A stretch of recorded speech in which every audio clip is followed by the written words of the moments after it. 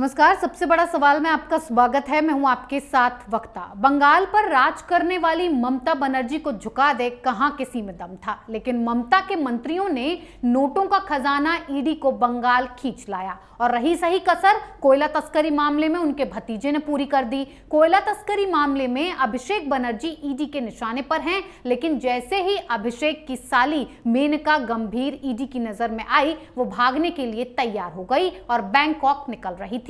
लेकिन एयरपोर्ट पर इमिग्रेशन ने उन्हें पकड़ लिया कि आप वापस घर जाएं, बैंकॉक नहीं। बड़ा सवाल, आखिर मेनका गंभीर बैंकॉक क्यों जा रही थी? क्या बैंकॉक के खाते से कोई सबूत मिटाने की फिराक में थी? और इस पूरे मामले से ममता की परेशानी कितनी बढ़ गई है? इसी पर चर्चा के लिए हमारे साथ मौजूद हैं कैपिटल टीवी के editor in chief doctor Manish Kumar ji. Doctor साहब, बहुत बहुत स्वागत है आपका। धन्यवाद। डॉक्टर साहब, मेनका गंभीर बैंकॉक क्यों भाग रही थी और ईडी ने उनका पूरा प्लान चौपट कर दिया? देखिए, मेनका गंभीर वो तो राहुल गांधी है नहीं कि बैंकॉक जाएंगी वहां पे मेडिटेशन करने जी। क्योंकि ईडी तो ये कह रही है कि बैंकॉक में इनका बैंक अकाउंट है, तो ऑब्वियस सी बात है कि जहां आप पे आरोप लग रहा है, जिस चीज के लिए आरोप लग रहा है और वही डेस्टिनेशन अगर आप जा रही हैं, तो इसकी तो दो वजह हो सकती हैं सीधा सीधी। जी। एक, आपने वहां फंड मैनेजर्स खड़े कर रखे हैं। जी।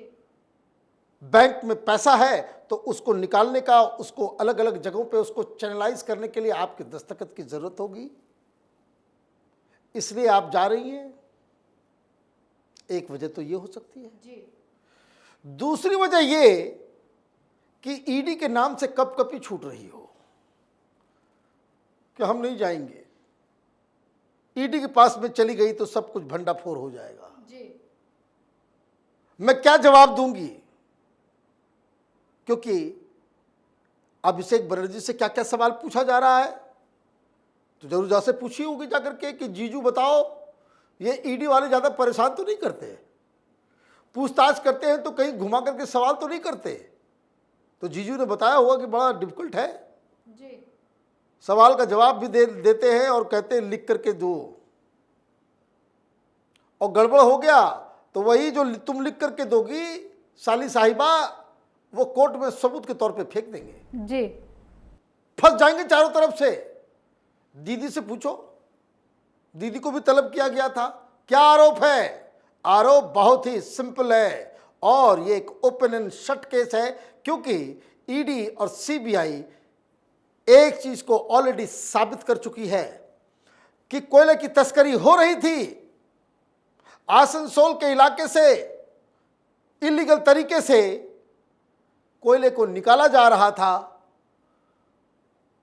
बंगाल के अलग अलग डिस्ट्रिक्ट से गुजारते हुए इसे बांग्लादेश के बॉर्डर तक लाया जाता था।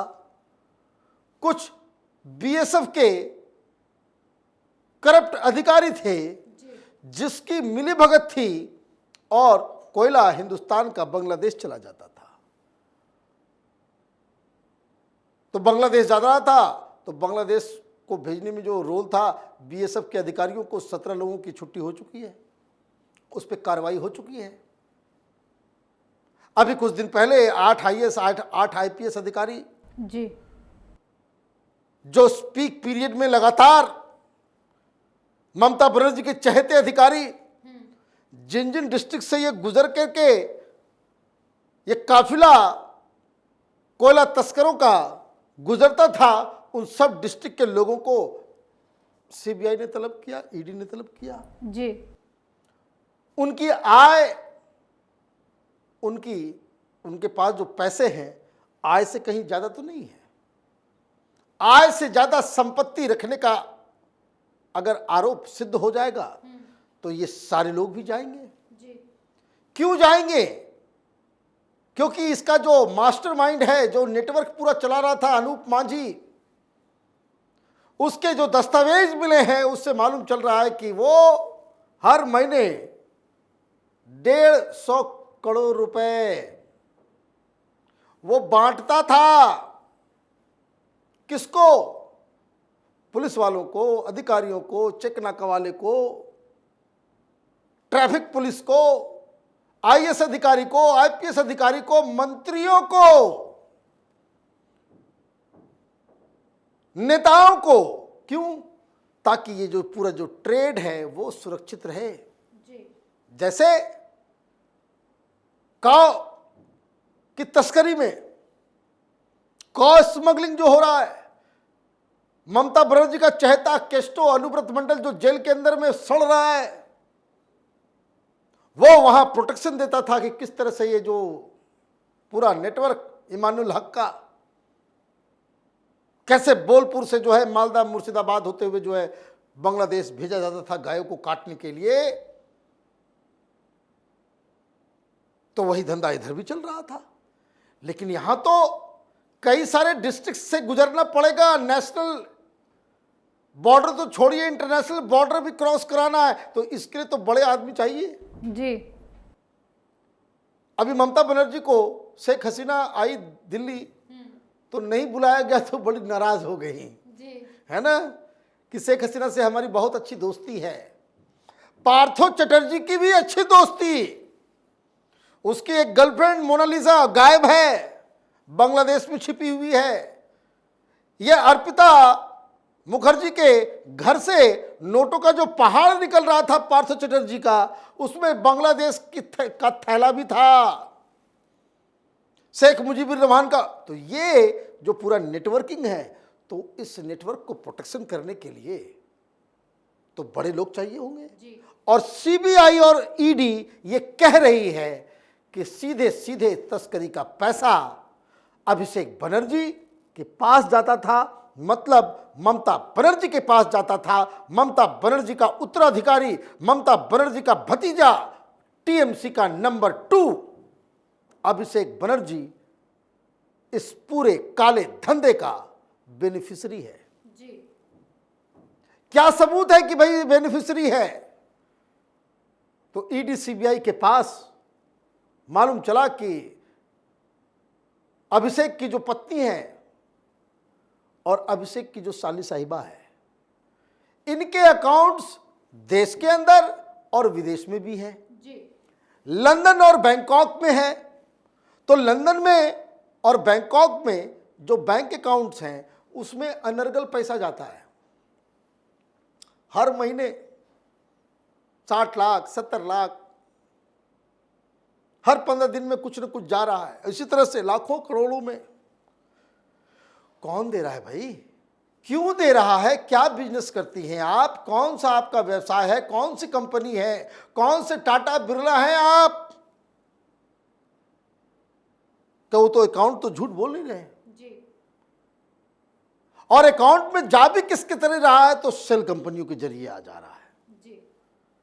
ये तो ओपन एंड शट केस है।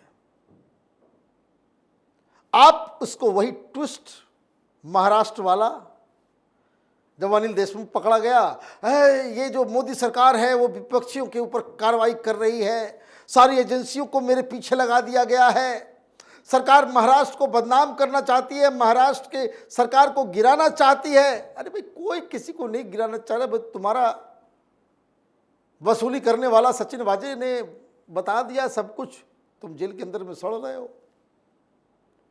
नवाब मलिक दाऊद इब्राहिम के साथ रिश्ते में चला गया, ये पत्राचौल के चक्कर में नप गए संजय राउत भी, तो आपके खिलाफ क्यों नहीं कार्रवाई होगी? तो ईडी ने बुलाया, पूछताछ सबकी चल रही है। तो अभिषेक बनर्जी बाहर आए, उन्होंने बोला कि भाई ऐसे वैसे ऐसे वैसे, उन्होंने राजनीति शुरू कर दी जी। लेकिन ये जो आदि घर वाली जो है, जो उसका नाम जिसका ईडी के फाइलों में आ गया है, साली साहिबा का, तो फिर उसको क्या करेंगे? कैसे क्या होगा जी? तो लुकआउट नोटिस जारी, इन्होंने भागने का प्लान बना लिया।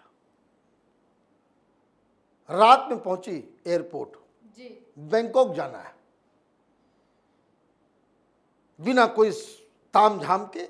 जरूर कोई सेटिंग वेटिंग हुआ होगा कि भाई ममता बनर्जी के परिवार की है, किसकी हिम्मत की एयरपोर्ट पे उसे रोक भी ले जी।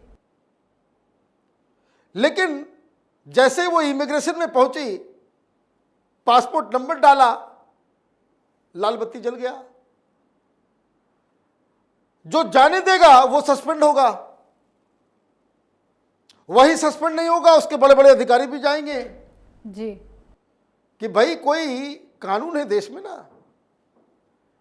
ये टीएमसी का कोई क्लब तो है नहीं कि जहां ममता बनर्जी और अभिषेक बनर्जी की मनमानी चलेगी। तो उन्होंने तुरंत फोन किया कि भाई आ गया एक मेहमान, पूरा कंप्यूटर लाल हो गया है, भाई किसने भेजा है कि भाई इसका लुकआउट नोटिस, इसको विदेश नहीं जाने देना, ये किस वजह से? तो भाई ईडी का नोटिस है, तो लगाओ भाई ईडी को फोन। तो कलकत्ता में ईडी को इन्फॉर्म किया गया, मेनका जी को कहा गया कि भाई आपका स्वागत है। अंदर इमिग्रेशन के एक दफ्तर में, एक कमरे में जो है 2.5 घंटे तक रोक के रखा गया। जी क्यों? कई सारी चीजें हुई इस दौरान। ईडी का अधिकारी आया, पूछा भाई आपको तो जाना नहीं कहीं, क्यों नहीं जाना है? आप हाईकोर्ट मूव कर गई थी, जैसे अनिल देशमुख हर चीज में कोर्ट जाता था कि ईडी के पास नहीं जाना, ईडी के पास नहीं जाना। तो ईडी घर चली आई उनके जी और उठा के लेके गई, तो अब तक अर्थर और जेल के अंदर में ही पड़े हुए हैं। साल होने वाला है। बता रहा है पीठ में अब आजकल दर्द और कमर जो है वो दर्द है, वहां पे सो नहीं पा रहे, नींद नहीं आती। तो अब वो 3 दोस्त थे वहां पे, तो थोड़ा इवनिंग जो है थोड़ा सा मजेदार हो जा रहा होगा, कोई दिक्कत नहीं है उसमें। खैर, अब ये चली गई वहां पे, तो ईडी वाले ने कहा कि अब ज्यादा दूर, जो पहले 2 तारीख दिए हुए थे कि कलकत्ता में पूछताछ होगी, अब उसको तो जाने दो। अब आज मानी सोमवार को पूछताछ के लिए बुलाया गया है। जी अब तो ये न कोर्ट इनके साथ, न ईडी इनके साथ, और मोस्ट प्रोबेबली चूंकि इन्होंने एक गलती कर दी, लुकआउट नोटिस के बावजूद ये बैंकॉक भागने की तैयारी में थी, तो ये आश्चर्य नहीं होगा कि कोयला घोटाले में ममता बनर्जी के परिवार का एक व्यक्ति, ईडी उसे गिरफ्तार कर ले। जी डॉक्टर साहब, और बेल भी नहीं मिलेगा। फिर ममता के लिए कितनी परेशानी बढ़ रही है? ममता बनर्जी का तो अभी देखिए एकदम सिट्टी पिट्टी गुम है। कहा प्रधानमंत्री खेला करने वाली थी, हो गया खेला। और पता नहीं किसने ये बुद्धि दी, क्या भाग जाओ भाई, लुकआउट नोटिस है, कोई बच्चा भी जानता है एयरपोर्ट में पकड़ लिया जाएगा। इसका मतलब यह है कि कुछ अधिकारियों ने यह बताया होगा, यह आश्वासन दिया होगा कि हम निकलवा देंगे। जी हम निकलवा देंगे। वो कहते कबूतरबाजी, वो गए ना अभी, वो भांगड़ा सिंगर दलेर मेहंदी, यही कबूतरबाजी में। अब तो वो जब यूपीए की सरकार थी तो फर्जी पासपोर्ट, फर्जी ये करके लोग जो है किसी तरह से कनाडा भाग जाते थे। ये पंजाब से ज़्यादा होता था, पंजाब से ज़्यादा होता था। वीज़ा मिलता नहीं था, लेकिन फिर भी जाकर के ये लोग चले जाते थे और कनाडा उतर करके अपना पासपोर्ट वासपोर्ट फाड़ दिया और सरेंडर कर दिया, और फिर वहीं पे अपना नियम कानून, पूरा एक रैकेट था। जी तो शायद लगता है कलकत्ता में कौन कौन सा रैकेट चलता है। तो वो उन्होंने कहा हुआ, आश्वासन दिया होगा कि भाई हम निकलवा देंगे, लेकिन इमिग्रेशन में वो फंस गई। और ममता बनर्जी के लिए बहुत बड़ी दिक्कत हो जाएगी अगर अभिषेक बनर्जी की साली को ईडी गिरफ्तार कर लेती है। तो बहुत बड़ी समस्या में टीएमसी, ममता बनर्जी और ममता बनर्जी का परिवार इस वक्त है। और ईडी अगला क्या मूव लेगी, उससे बहुत कुछ निर्धारित होने वाला है। जी डॉक्टर साहब, बहुत बहुत धन्यवाद इतनी जानकारी के लिए। धन्यवाद। ममता बनर्जी अपनी साफ सुथरी छवि को 2024 तक के लिए बरकरार नहीं रख पाई, क्योंकि उनके चहेतों ने उन्हें ऐसा फंसाया कि उनका खेला ही खराब हो गया। क्योंकि उनके भतीजे की साली बैंकॉक में बैंक अकाउंट रखती है। कोयला घोटाले का मास्टरमाइंड अनूप मांझी उर्फ लाला है, जो अभिषेक बनर्जी का खास है। लाला के खाते से अरबों रुपए का ट्रांजैक्शन विदेश किया गया और मेनका के बैंकॉक के खाते में किया गया, जिसके बाद ममता सरकार पर सवाल उठना लाजमी है। इन सारे आरोपों को ममता कैसे धो पाएंगी, ये बड़ी चुनौती है। फिर किसी और मुद्दे के साथ हाजिर होंगे, बने रहिए कैपिटल टीवी के साथ। नमस्कार।